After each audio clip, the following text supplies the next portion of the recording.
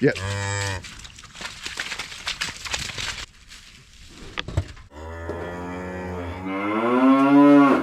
Well, imagine that, it's raining. And I would say it's raining again, but I don't know that it has quit raining over the last 10 days or so. But anyway, we got stuff to do today. Appreciate y'all watching. Looking at the radar, it's not terrible right now. Some scattered stuff. Looks like if we give it 15 or 20 minutes, it may stop raining for a few minutes. I think we're expecting another bigger, heavier round of showers a little later on. So who knows? If y'all were worried about our mud drying out, never fear, it's not going to dry out. But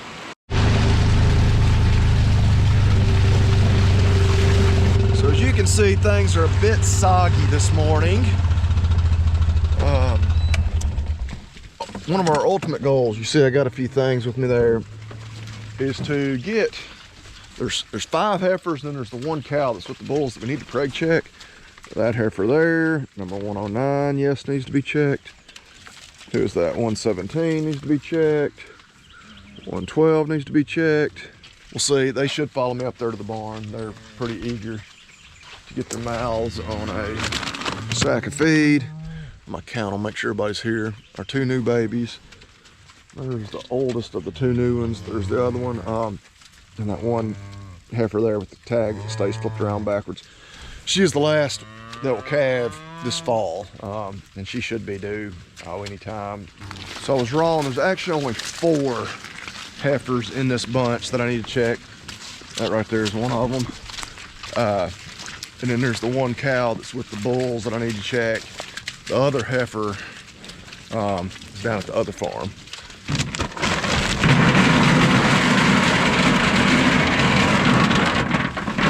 These were basically some heifers that checked open back the end of the summer when we checked everybody, but we decided to keep these heifers, you know, to breed back for next year. But a little bit of our dilemma is that they were exposed to the bull or bulls a couple of more times, not necessarily on purpose.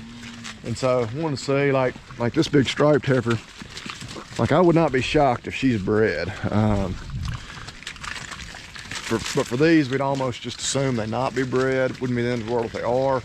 The cow out there that's with the bulls, which we'll have to get her up after we get done with these, she better be bred or she's going to town. She checked pregnant. She was part of the group we bought right at a year ago. Yeah, you want some? I'm gonna dump y'all out a few in a minute.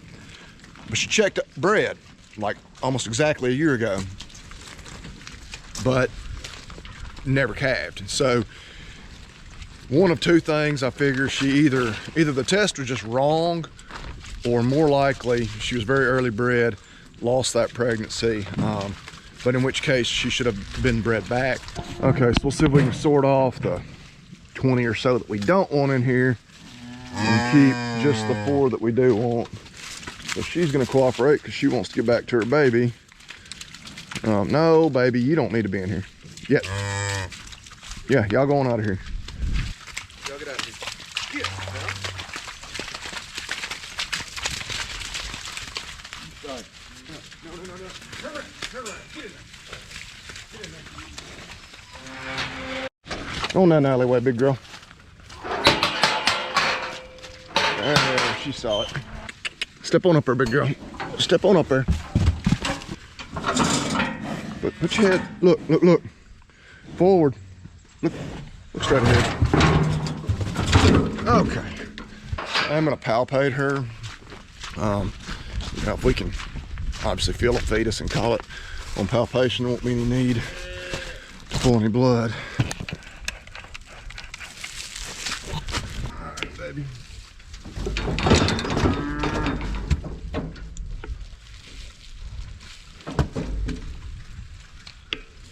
I don't feel anything.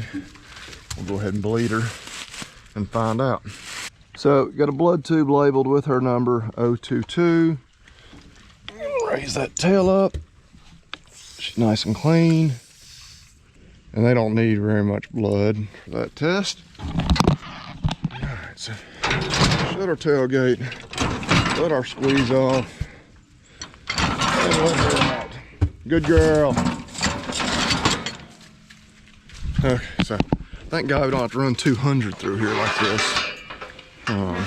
Or it would take a couple of weeks. Us sorting them in one at a time and running them through one at a time. Blood flowing quickly.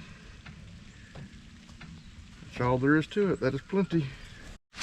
All right, girl, you step on up in there. Step on up.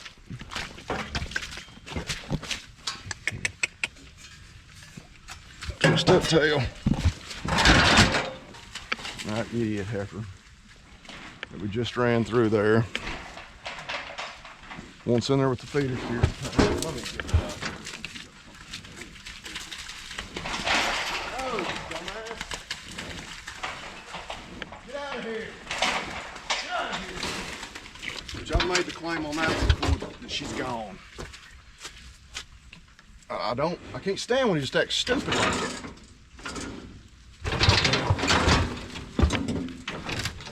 And there's a difference between the way some of these ear cattle get a little bit stirred up when they're caught. And like her, we had done turned her loose.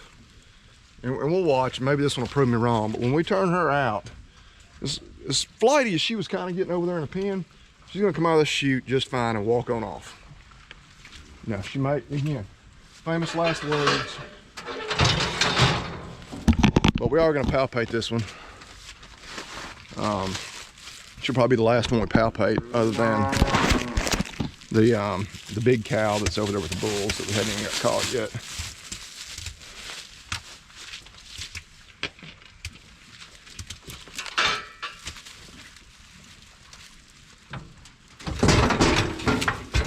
Hold on, buddy.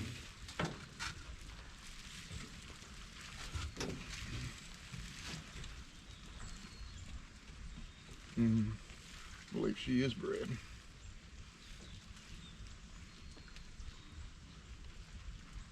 Yeah, I'm gonna call her bred. We will go ahead and draw blood though. Blood test, I think it's $3. It's very, very cheap in the grand scheme of things, especially when you're just doing a few.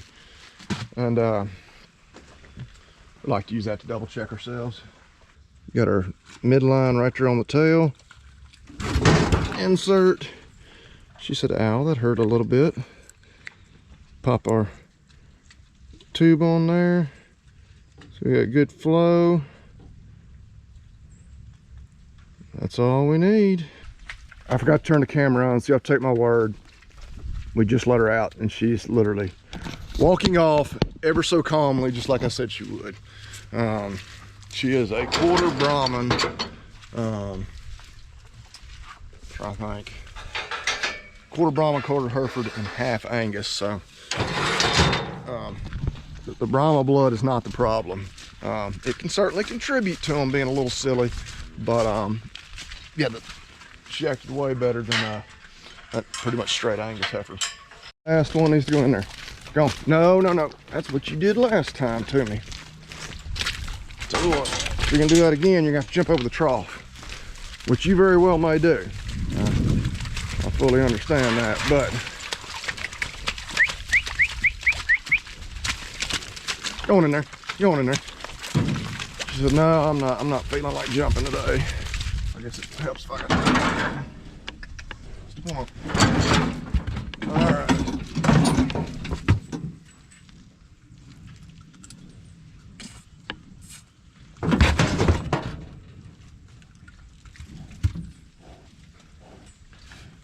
There it is. Why'd you have to do that right now? All right. Oh, no, no, go, go. Get in there. Go, go. There you go. No, no, no, no, no. Find that alleyway. Go down the alleyway, big girl. Oh, or try to kick me.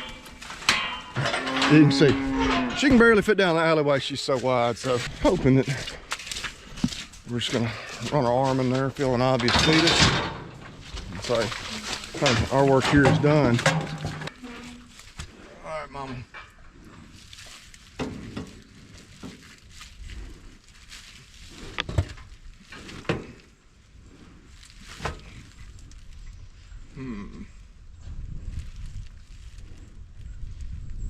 I don't feel anything. Yeah, if she's not bred, I feel pretty confident she's gonna be on the next truck going to town. But we'll bleed her to double check. Be still for me. She said, yow.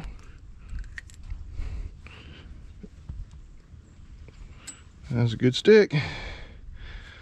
And that little project is complete. Come on, baby. So our new toy, what is this thing? This is, well, as the name even says, the original Greg Judy bale unroller. So some of you may be familiar with Greg Judy, the regenerative rancher, not too far from us, just across the river and a little north up in Missouri. But basically this is a way to feed your round rolls of hay by unrolling them out in the pasture. Lots of benefits to unrolling your hay and feeding it that way. Probably talk more about later. And the real benefit to this exact setup is you can do it using a side-by-side or even just a four-wheel, just a regular ATV. In terms of not, really rutting up your pasture when it's muddy, which, hey, we're gonna put this thing to the test because it is definitely muddy right now. But the design behind it, one of the big things is there's not much weight on the tongue. And so, yeah, you can pull a big bale of hay with a relatively small machine. So y'all are gonna see me trying it out for the first time. So see if we can figure out how to use it together. Got her hooked up. Of course, that part was easy peasy. Going to, well, I need a set of pliers to undo that wire, but pull these, spears out, and then see if we can get backed up to a bale of hay over there. And I think I got one right there that I can back up to without having to crank up the tractor and move it. And that's one thing. The way we stack our hay doesn't work real well, but what we'll do is, as winter goes on, we can use the tractor to set them out here where we can back up to it pretty easily. Okay, so I got those spears extended out. They just slide right in. And of course, you can secure them like that. So if we want them slid out so we can back up to a bale, and let me see if I can actually do this without having to crank up the tractor and move it, which if we have to do that, it's not a big deal.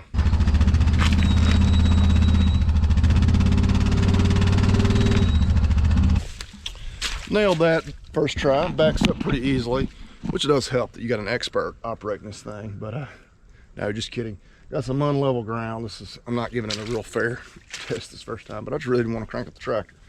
So we're going to lower that down so those spears are hitting it right in the middle, and then yeah, see if we can get this thing to pick up our old hay and get one fed.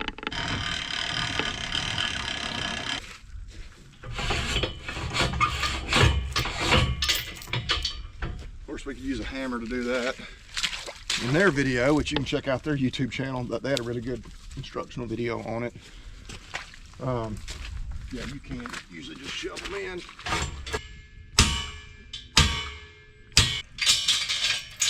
All right, let's crank her up.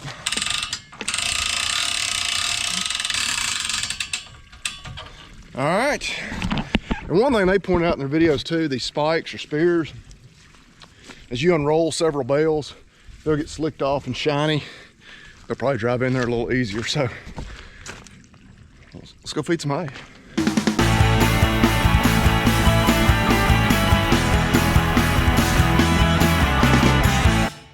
Well, these animals are certainly eager to see what's up with this, which, and they know what a roll of hay is. We started feeding just a few days ago. You can see our two hay feeders over there are nearly empty, so it's good timing. We're gonna get it unwrapped and then set her down and unroll. You can see, like, we left very little.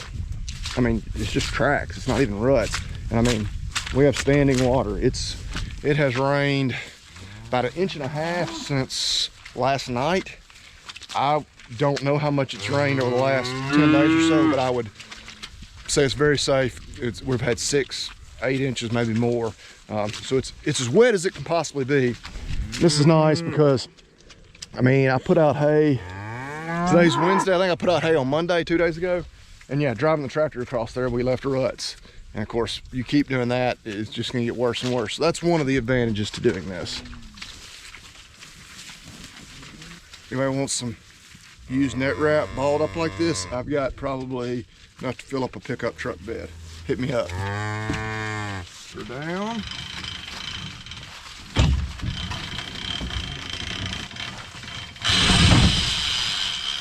Well, not textbook to do it like that, but take that off.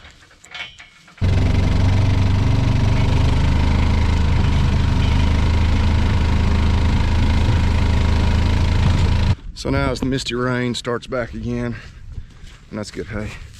Yeah, that smells really good. That's better hay than what we had been feeding. But that's kind of our idea, is we're gonna feed some of our older, they're not older necessarily, but just some of the lower quality hay. Some that's been stored outside, which obviously that one had been stored outside. Probably in the hay rings. And then all winter long, unroll a roll of hay. I don't know how often, we'll have to play it by ear. But the idea being, one of the other benefits, you're spreading out all that seed, all that, whatever they don't eat. You're spreading out their manure. They've been eating out of those hay rings. It's all in one spot. They really just absolutely turn it into just a quagmire. Around the hay rings, it's not even that muddy right now compared to what it will be, say, by come February and March. It's just knee-deep mud. This gives them a chance to spread out. Everybody gets a bite. We'll probably keep putting some of that lower quality hay in the rings. That way, if they do eat every bit of this up, if we're only putting out a roll every day or maybe every other day, they'll never run out of the other hay in the rings. So kind of get the best of both worlds.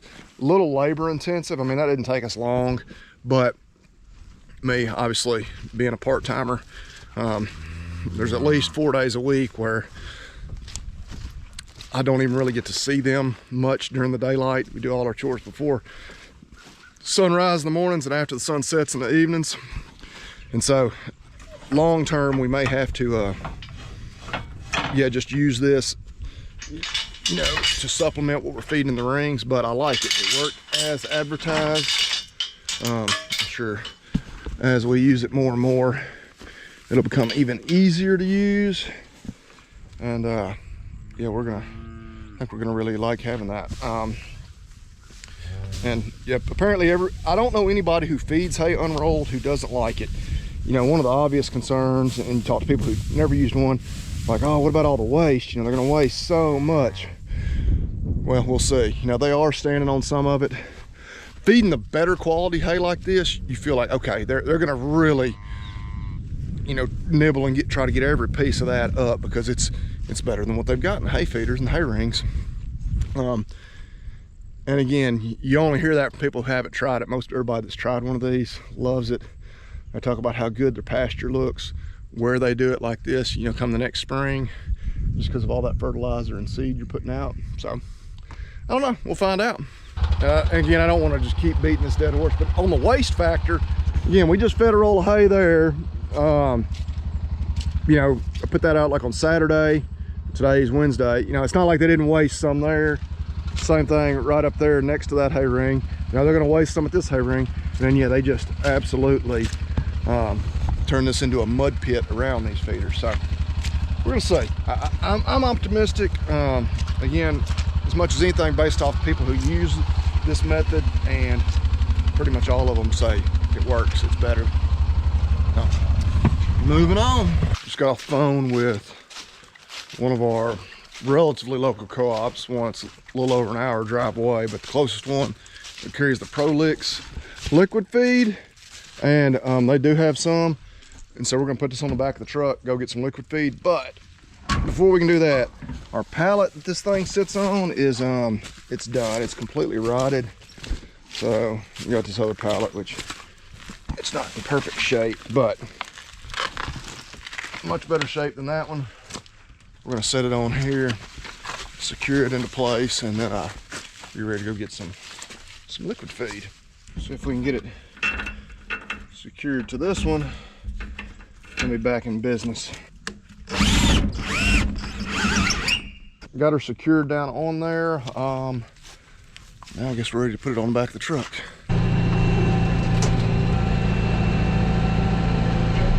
So the wild man and I are making a road trip. You on a road trip with me? Headed to go get some of that Prolix, and you can see it is really raining. So it's almost, if you let it be, it can be really depressing. Just how nasty and just relentless this rain is. But nothing we can do about it. Nasty weather to be driving in, but I figured sitting here in a dry seat pickup trucks as good a place as any on a day like this. So picked up our liquid feed, got a little over 220 gallons. Grabbed a few bags of horse feed as well. On our way back into town, we'll stop and check on this crew. Didn't make it down here this morning. It's just a mess. It's still trying to rain. It's miserable. And it's cooled off now too. I got wet while we were filling that tank up with the liquid feed, and now I'm chilled. I wish I had my jacket, but we'll get these ladies checked, counted, and fed. So they're all accounted for. She's got her feed mustache right there. Ooh, yeah. Breeze is picking up. Yeah, it's unpleasant. We're gonna probably move them out of this pasture. I think probably this weekend. Let it dry up for just a couple of days. I don't think there's any like super big threats of rain in the forecast going forward, thank God. And so move them out of here. And that next pasture, it's just not really for me to check if it is muddy. We're just gonna have to deal with it. We'll put the liquid feed in that feeder there. Probably not for a day or two, because I got to swap where the cows are with where the horses are. The horses are still in there right now, and they don't need to eat that. It's not real good for them. So we'll hold off on that for right now. But we gotta get that horse feed unloaded. Had multiple pairs of wet gloves laying around. Luckily, I have just multiple pairs of gloves. I kind of collect work gloves like that. I don't know, it's just, I have a problem, I guess. I can hardly walk into the farm store without grabbing a pair of gloves. So you never know when you'll need another pair. But they're gonna get that feed unloaded, and then get that truck back under the barn and not worry about putting that liquid feed out for a day or two. Just looking, of course, all that hay we unrolled this morning, still a good bit of it out there. But there should be. They're eating, just based on these first few days of feeding, about a roll a day. So they shouldn't have eaten a whole roll in just about, what, 7 or 8 hours. But now they've heard me and they're coming up here, but little do they know I'm down here to get these boys fed, and pretty much then get in the house for the rest of the evening. It's been a productive day, but a rather miserable day just in terms of the weather and everything else going on. But cousin Logan just texted me. It's about 3:45. We'll go ahead and record this week's podcast this afternoon. Well, we don't have to record it late tonight or early tomorrow morning, but it's been a while since I mentioned that. Hope some of y'all have gotten a chance to check it out. I know a bunch of you have, because you comment and say so. But Talk Dirt to Me podcast, anywhere you listen to podcasts, also on YouTube. We upload the video version. But yeah, who knows? You never know what we're gonna be talking about. I don't even know what we're gonna be talking about here in 45 minutes. But that episode will drop, I guess, tomorrow morning. They always come out, and obviously, I say tomorrow. You watching this, it comes out on Thursdays. I probably won't have this video up until Friday. At least that's my plan. But anyway, rambling on at the end of a video like I always do. Appreciate y'all watching. Y'all eat beef and God bless. Right at 2 inches since about 9 o'clock or so last night. So go ahead and flip that back over, because we're getting some real cold weather next week. And knowing me, I'll forget, it'll bust.